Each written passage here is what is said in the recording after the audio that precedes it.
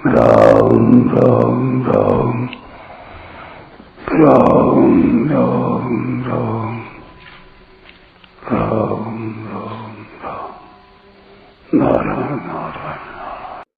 संबंध। अब वैश्य और शूद्र के स्वाभाविक कर्म बताते हैं। कृषि गौरक्ष्य वाणिज्यम वैश्य कर्म स्वभावजम परिचर्यात्मकं कर्म शूद्रस्यापि स्वभावजम।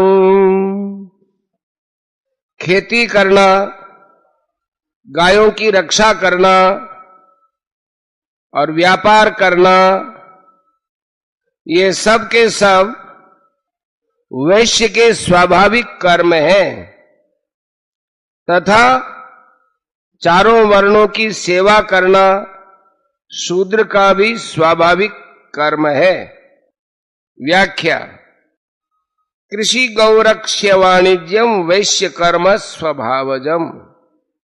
खेती करना, गायों की रक्षा करना, उनकी वंश वृद्धि करना और शुद्ध व्यापार करना, ये कर्म वैश्य में स्वाभाविक होते हैं।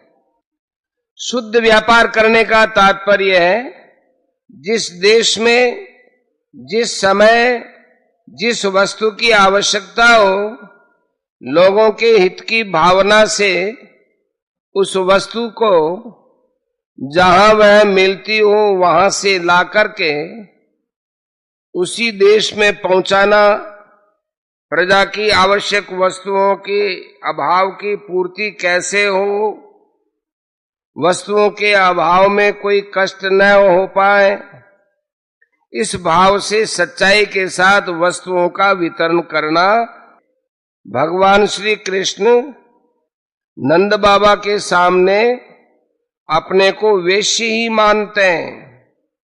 कृषि वाणिज्य गौरक्षम कुसीदम तुर्यम उच्यते वार्ता चतुर्विधा तत्र वयम गोवृत्तयो निशम। श्रीमद् भागवत दशम स्कंद 24वां अध्याय 21वां श्लोक। वैश्यों की वार्ता वृत्ति 4 प्रकार की है। कृषि, वाणिज्य, गोरक्षा और व्याज लेना। हम लोग उन चारों में से केवल गोपालन ही सदा से करते आए हैं। इसलिए उन्होंने स्वयं गायों और बछड़ों को चराया।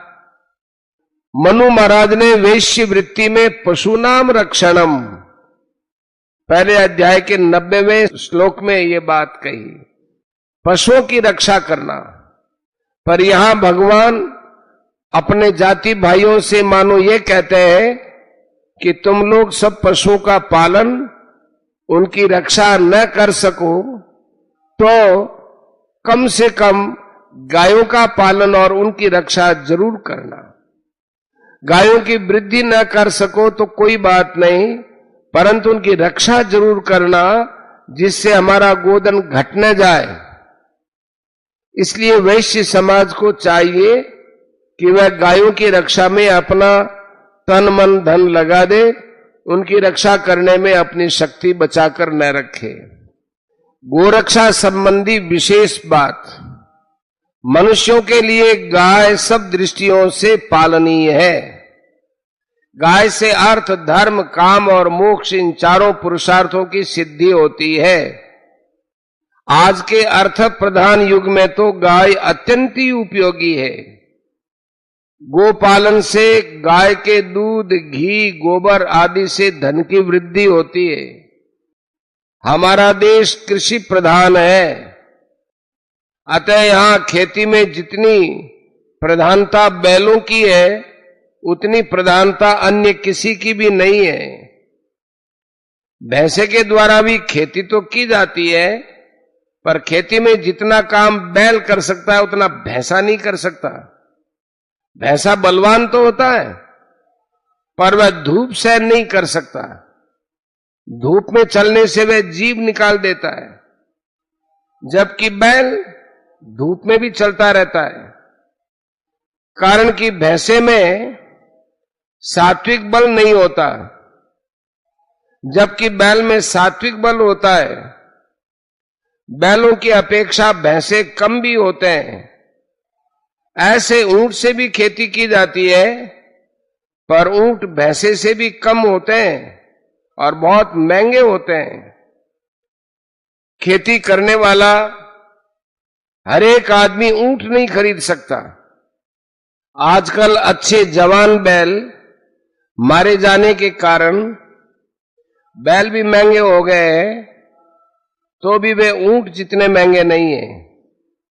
यदि घरों में गायें रखी जाए तो बैल घरों में ही पैदा हो जाते हैं, खरीदने नहीं पड़ते। विदेशी गायों के जो बैल होते हैं वे खेती में काम नहीं आ सकते, क्योंकि उनके कंधे न होने से उन पर जुआ नहीं रखा जा सकता। गाय पवित्र होती है, उसके शरीर का स्पर्श करने वाली हवा भी पवित्र होती है। गाय के गोबर गोमूत्र भी पवित्र होते हैं। गोबर से लेप किए हुए घरों में प्लेग, हैजा आदि भयंकर बीमारियां नहीं आती। इसके सिवाय युद्ध के समय गोबर से लिपे हुए मकानों पर बम का उतना असर नहीं होता जितना सीमेंट आदि से बने हुए मकानों पर होता है। गोबर में जहर खींचने की विशेष शक्ति होती है। काशी में कोई व्यक्ति सांप काटने से मर सा गया था।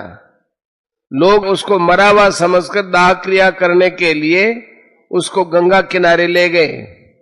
वहां पर एक साधु रहते थे। उन्होंने पूछा कि इस व्यक्ति को क्या हुआ। लोगों ने कहा इसको सांप ने काट दिया, ये तो मर गया। साधु ने कहा मरा नहीं है, तुम लोग गाय का गोबर ले आओ। गोबर लाया गया। साधु ने उस व्यक्ति की नासिका को छोड़कर पूरे शरीर में ऊपर नीचे गोबर का लेप कर दिया। आधे घंटे के बाद गोबर का फिर दूसरा लेप किया। इससे उस व्यक्ति के श्वास चलने लगे और फिर वो जी उठा। हृदय के रोगों को दूर करने के लिए गोमूत्र बहुत उपयोगी है।